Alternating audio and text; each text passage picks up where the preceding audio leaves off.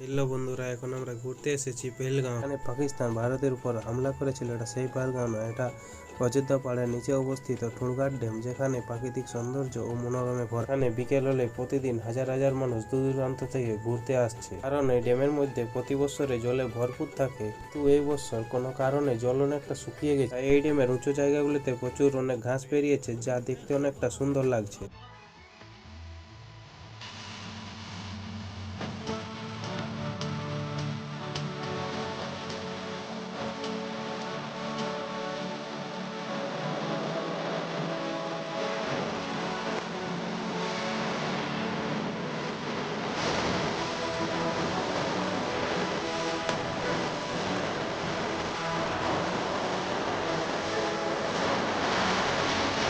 ঘুরতে ঘুরতে সন্ধ্যা হয়ে গেল, তাই আমাদের এখন এইখান থেকে বেরোতে। কারণ বন বিভাগের লোক এইখানে এসে সতর্কবার্তা দিয়ে বললো আর কিছুক্ষণ পর হাতির দল নামতে পারে। এই পেহেলগাঁও তোমাদের কেমন লাগলো তা কমেন্ট করে জানাতে ভুলো না কিন্তু।